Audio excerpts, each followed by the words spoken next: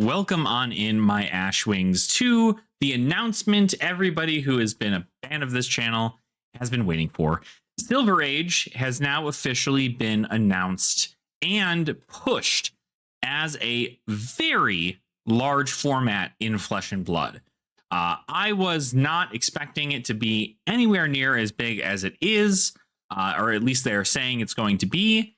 And I certainly hope to continue to push this format to everybody as a great way to get into Flesh and Blood for a simple $20 to $30 for your deck at maximum.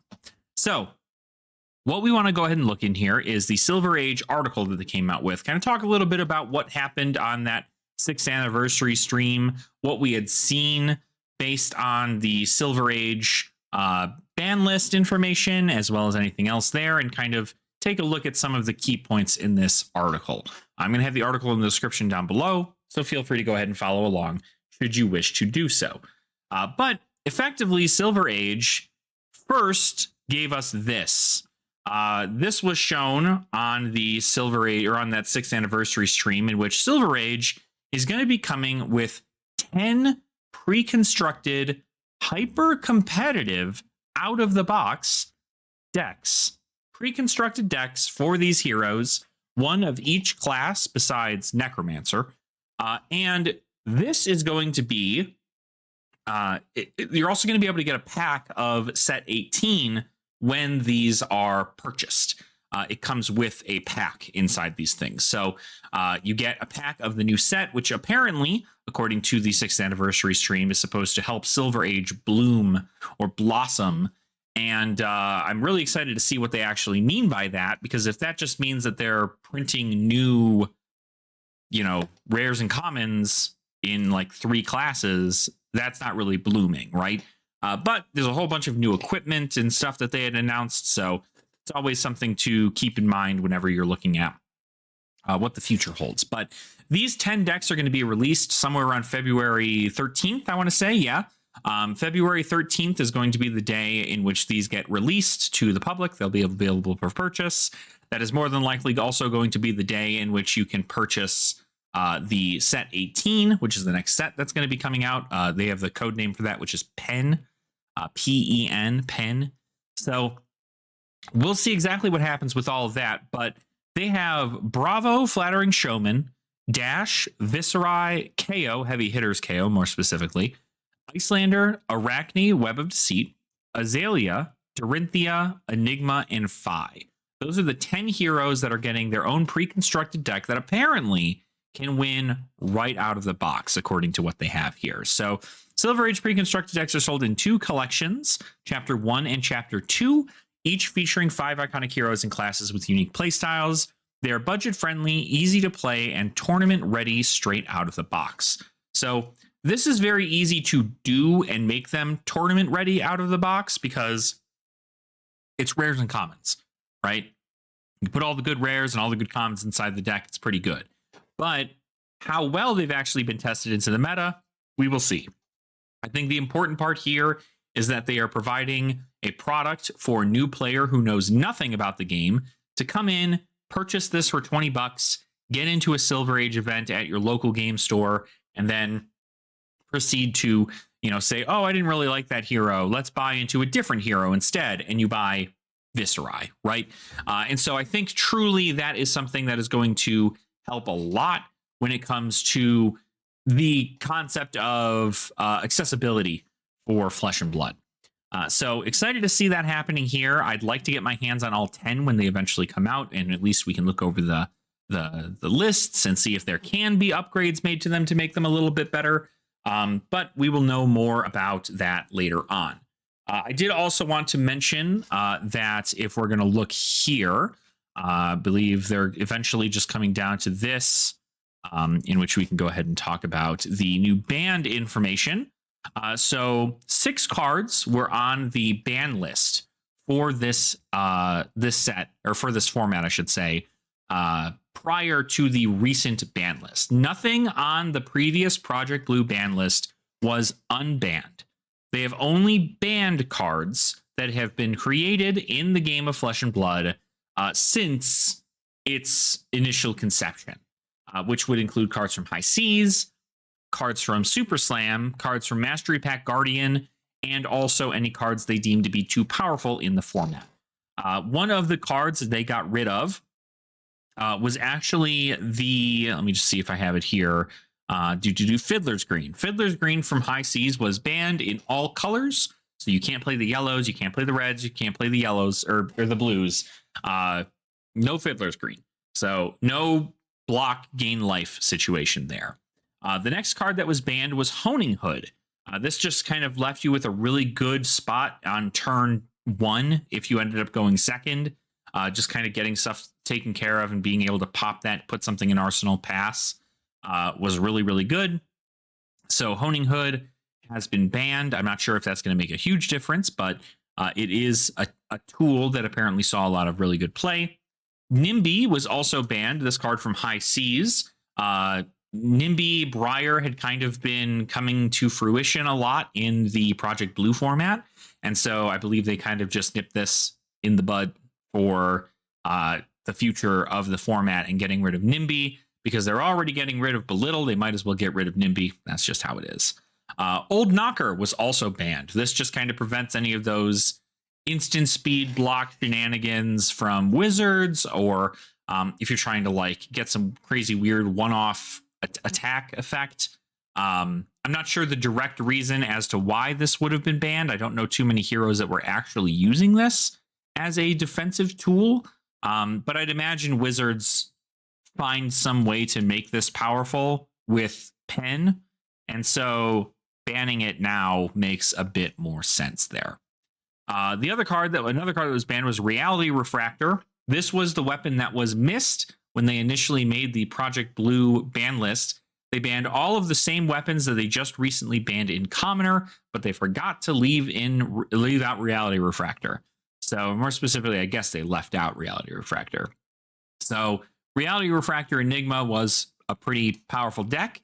But of course, now without Reality Refractor being there, Enigma still has a way to play. Obviously, it's enough for Enigma to get her own Silver Age deck and still be competitive in the format.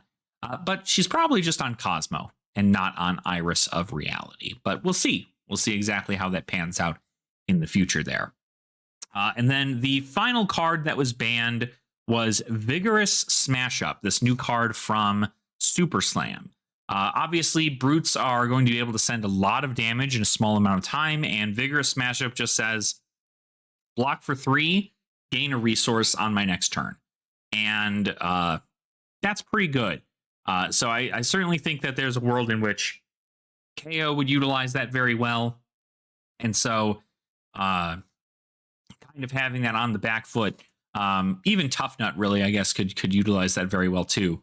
But just having that gone from the format is an important thing. Things that were not banned were Pummel. Pummel was not banned. I expected Buck Wild to be banned. Buck Wild was not banned. There were, again, no unbans at all. And another card I thought would be a pretty smart move to ban was NIMBY, and NIMBY did get the bucket. So it's at least fine there. I expect that as the game continues to grow, and again, we're due to see a lot more people playing Silver Age, so a lot more data coming in for who's winning what. It is important to just keep that all in mind, and of course, know that this list is going to be changing over the course of things. So that is the legality policy for this, and some important things to keep in mind when it comes to this format is it is going to be very, very, very prominent in a lot of different organized play events. So moving into this chapters of play, this is kind of really the big thing I wanted to talk about. When Project Blue and Silver Age, eventually became Silver Age, when they announced the Battle Hardens for Silver Age format, I went, okay, right, you're trying a new format, make it a Battle Harden, fun little things here, there, whatever. But this new chapter of play confirms exactly what I had hoped this format was going to be, which is a hyper-competitive budget format where you don't have to spend a lot of money to get in. You learn about the game and its intricacies. The game changes and flows as new cards come out, but this still allows you to play at the world champion level for $20. So you'll see here, Silver Age will be supported in all levels of organized play, from beginner-friendly armory events and skirmish seasons at your local game store to competitive qualifying events such as ProQuest and beyond. Now, competitive qualifying events are things like ProQuests, RTNs, ProQuest Pluses, anything that can give it a PTI. Those all could be things that are competitive qualifying events. Early access Silver Age events will be running at 3 World Tour taking place throughout the November to December, which we already know about. They are listed here down below. This will be your first opportunity to play Silver Age at a competitive level, followed by Silver Age being featured at the world premiere in London 2026. So the next world premiere for the set, for the next set, which is set 18, that pen set, is going to be in London. So all you people overseas in Europe, get your tickets ready. That's going to be a fun one there. But also, Silver Age Chapter 1 and 2 release weekend, February 13th through the 15th, will feature special celebration events running at local game stores around the world. Bring your friends who have wanted to set foot into the world of Wraith, dive into the new format, and score yourselves beautiful promos. Silver Age has an exciting future on both the local and global stage, so stay tuned for more to come. Also, something we will learn about is that at format launch, all common, rare, and basic young heroes will be legal to play. We will talk more about our fresh new approach to hero legality in Silver Age at the keynote presentation at the World Championship in Philadelphia. So, this leads me to believe that all heroes will not be available for play in Silver Age. They will starting, but depending on what they decide to go with, whether it be a rotating hero system or a living legend or like a hero goes on vacation kind of deal, that is what more than likely is due to happen. But overall, everything about Silver Age is just absolutely killer to me. I think this became far more than just a budget format. This is what a lot of maybe more casual players who were not willing to invest into Classic Constructed have been wanting for a long time. This is a way for you to just take a deck, tune it for like pennies on the dollar, and then go play competitively. Show the skill of yourself as a player over the cost of your deck. And with this set being, or with this format being as competitive as it is, I don't entirely see things like rares and commons becoming like $15 plus. If they do, they'll just get reprinted because it's a rare or a common. So not the end of the world there. But if you do not have bulk to look through this stuff, I suggest there are several places to go to when looking for bulk. All these stores around the entirety of, the world have bulk to give. There are international sellers that are just willing to dump bulk at your front door for a price. And you can have a ton of the history of Flesh and Blood's cards at your fingertips, all for significantly less than what you would normally pay for something like a booster box. And this gets you everything in Sage. Everything. It's going to be so awesome. Seriously, so awesome.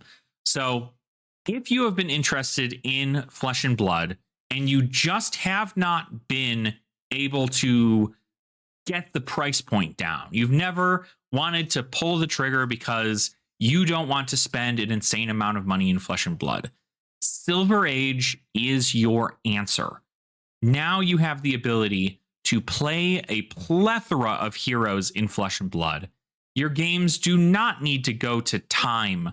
They're not an hour long. You can fit like 5 games of Silver Age in the same time you might even get 1 game of Classic Constructed done. And if you want to switch heroes because you feel like you really would vibe with a Ranger, but you ended up choosing Ninja as your first class, $20 gets you another hero. And that's huge value.